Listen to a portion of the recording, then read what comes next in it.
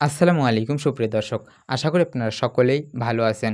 আজ আপনাদের শোনাতে যাচ্ছি এমন এক বাস্তব কাহিনী যা শুনলে হৃদয় কেঁপে উঠবে। এটি কোনো সিনেমা দৃশ্য নয়, এটি কোনো গল্পের কল্পনা নয়, এটি এক মানুষের জীবনের নির্মম এক বাস্তবতা।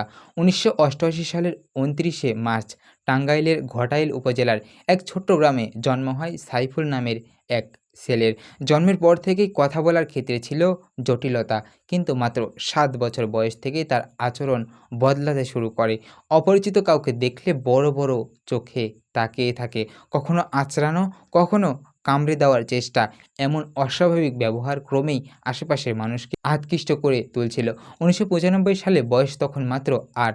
গ্রামের মানুষ ভয়ে আর উপায় না দেখে তাকে লোহার শিকলে বেঁধে ফেলে। সেই শিকল হয়ে যায় তার জীবনের চিরসঙ্গী। শিকল খুললে সে মানুষের দিকে ছুটে যেত, হয়তো ক্ষতি করত।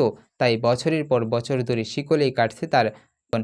আজ প্রায় ৩০ বছর ধরে একই অবস্থায়, একই স্থানে।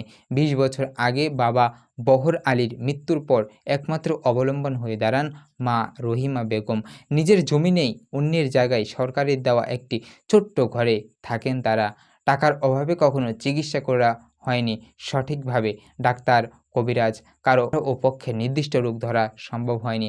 একসময় পাবনার মানসিক হাসপাতালে পাঠানোর কথা হলেও যাতায়াত ও দেখাশোনার খরচে অনিশ্চয়তায় সেই পথও বন্ধ হয়ে যায়।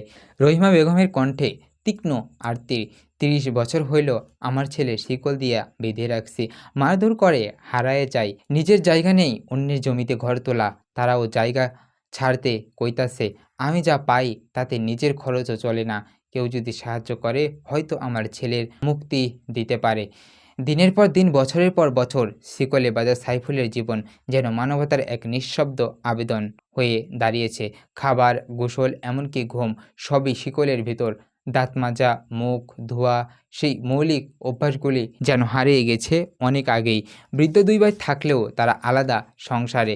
বৃদ্ধা মা ভিক্ষা ও প্রতিবেশীদের দয়ায় চলে। তবুও সাইফুলের চোখের সেই অদ্ভুত দৃষ্টি, আচরণ সব কিছু রয়ে যায় একরকমই। এলাকায় মানুষেরও একটাই কথা, এই চিকিৎসা বিলম্বে দরকার। একজন বলেন, ছোটবেলা থেইকা পাগল, শিকল রাখছে বহু বছর হইল।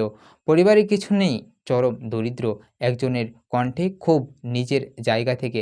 সরকারের সাহায্য না পেলেও ঘরে থাকবে না।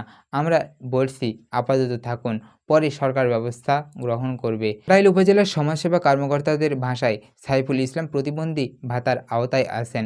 তার মা বিধবা ভাতা পান এবং রোগীর অবস্থান অনুযায়ী জটিল আর্থিক সহায়তা প্রদান করেন। স্থানীয়দের অনুরোধ জানাচ্ছি তার পাশে দাঁড়ানো। এই গল্পটি শুধু একটি ব্যক্তির নয়, এটি সমাজের সেই অংশের কণ্ঠস্বর যারা চুপচাপ সহ্য করে যাচ্ছে অবহেলা আর অসহায়ত্ব। হয়তো একদিন শিকল খুলে যাবে, সাইফুল মুক্ত হবে, কিন্তু সেই দিন আসার আগেই যদি আমরা হাত বাড়িয়ে দিই, সেটাই হবে তার মানবতার আসল জন্য।